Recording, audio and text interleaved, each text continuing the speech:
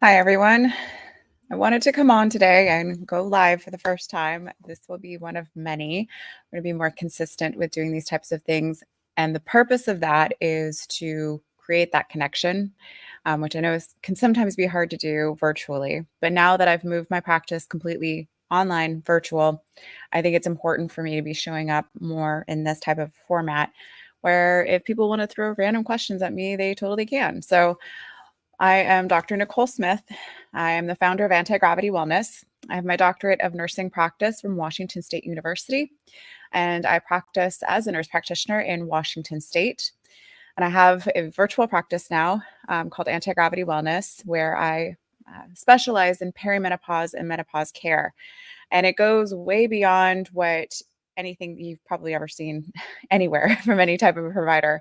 I have a very unique background, and I'm combining all of these things in order to provide a type of service that I wish I had had when I was going through all of my struggles. And now that I'm also in perimenopause, it's really opening my eyes up to this whole other aspect of being a woman that is really disregarded, and we're kind of disregarded anyhow. And we learn that, like when I was in nursing school, they would teach us that there is disparity within research and medical care when it comes to, anyone, sorry, who's not a white male. It happens, and women are marginalized, different ethnicities are marginalized, sexual orientation, these things. So I can't champion everybody, but I can champion perimenopause women and menopause women. So they're my people. That's who I'm focusing on. And I'm hoping that just that little bit there will help kind of filter out and help other, the rising tide raises all boats, as they say. So that's kind of the underpinnings of anti-gravity. We actually just passed our 3-year anniversary, which is really exciting, and I'm still here. So it's really changed over the years. When I first started this practice, it was virtual, and it was primarily just a coaching platform where I was doing meal plans through that Clean Life, and I was doing email check-ins. I didn't have I have a whole virtual clinic right now, and I did not have any of that. So it was very pretty rudimentary, but the results that my clients had were amazing. And of course, I started out with family, friends, and things like that, and people who, knew me. So they trusted me and they knew my journey too. So a little bit more about my background, aside from the doctorate and everything like that. So that gives me credibility in that sphere as far as being a healthcare practitioner. I myself have had struggles with weight. When I was about 26, I peaked at my highest weight. And before that, I had actually been relatively athletic. I was never super skinny, but I was a tri-sport athlete in high school. Was not super book nerdy, although I was an English major before I even got out of high school. And, then I went into nursing, so that didn't work out. But I ended up, going through college and everything. And then in my 20s, I wasn't really working out anymore, and started eating a lot of junk food, a lot of fast food, living the poor college student lifestyle, and slowly but surely put on the weight until I didn't recognize myself anymore. And it tipped at like 200 pounds, and that was my breaking point. Everybody has their breaking point, right? That point where you're like, I can't do this. Like, this is not okay. And, the pain of continuing down that road was worse than the pain that I was going to have to go through to figure out how to stop it, how to fix it. Because I didn't know what to do. So it took me years, honestly. Looking back, I was like, oh, it was like 2 years. It's probably longer than that, honestly, to shave off 45 pounds. And I kept it off. And my weight has fluctuated, as it does. And I ended up being skinny fat. So then I found bodybuilding because I was doing a lot of running and um, just straight calorie restriction, which will get you, to a certain point. It does work to a certain point. That's why a lot of people do it. But it would only get you so far. And I'll have other talks later. We'll talk about physiology and why that's the case. Why cardio is not just the only thing that you should be doing. And in fact, if that is the only thing that you're doing, you're going to hit a wall really quickly and you're not going to have the body that you want. So I found bodybuilding, I got into that. I did a show, I did a competition 7 years ago, 7 years ago, just like last month. And it was really fun and I really loved it. And ever since then, I haven't really looked back as far as, the gym is now my home. I mean, I'm actually in my home gym right now, part studio, part home gym. Uh, and strength training is the way to go. And the older I get and the more I learn too, like it's strength training and building muscle as we get older is so important, especially for perimenopause and menopause women. So other side of what I'm doing right now, I am still working at the hospital locally here part-time as an orthopedic. So when I went and got my doctorate, I was working as a nurse practitioner hospitalist at a different hospital locally here for about 2 years, and then transitioned into being the dedicated hospitalist for the orthopedic team, specializing in total joint replacement. And then COVID happened and we had to stop doing that for a while, elective surgeries. I got trained more in fracture care.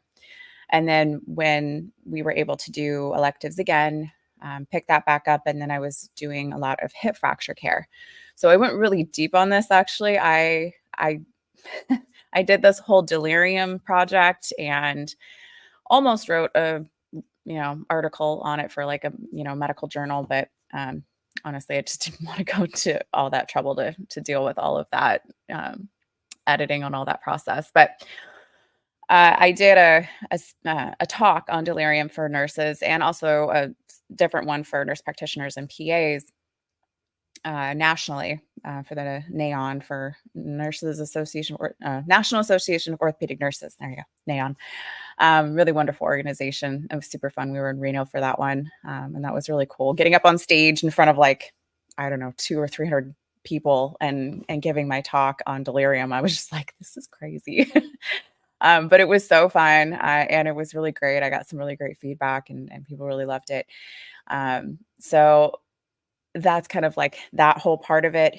And I wanted to go deeper and like do more, um, like really go after like hip fractures, like osteoporosis, and other types of, fragile fractures as people get older. But osteoporosis is like the big one. It affects like, 1 in 4, 1 in 5 women.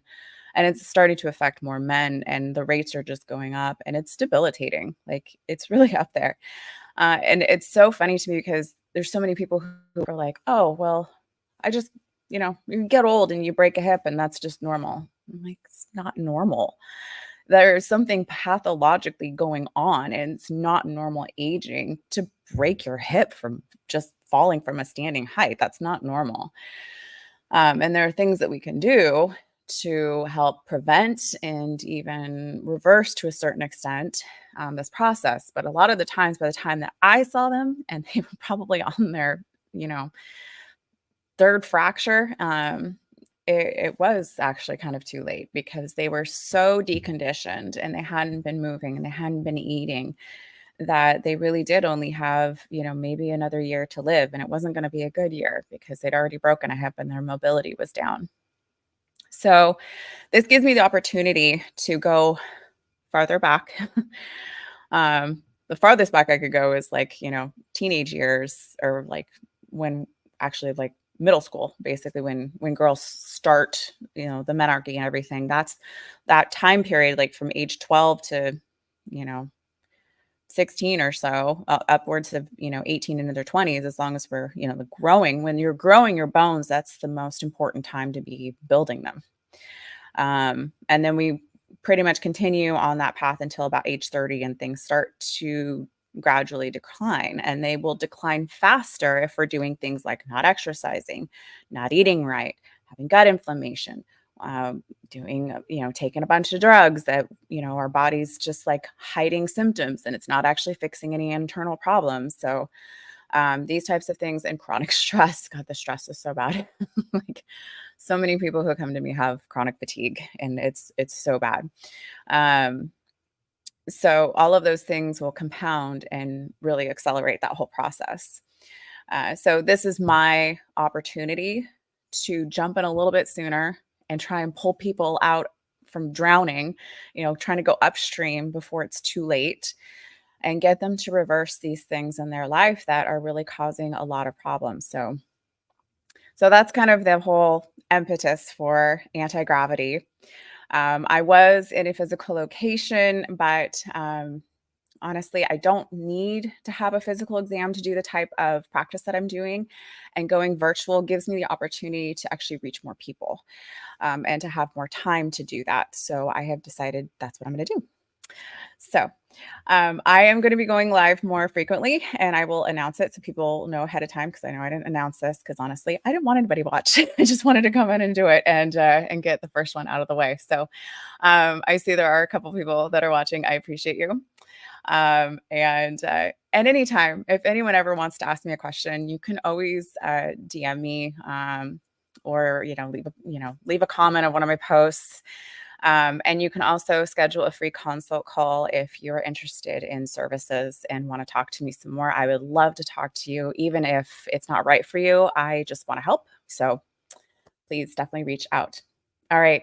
Thank you so much. And I hope you have a great rest of your day.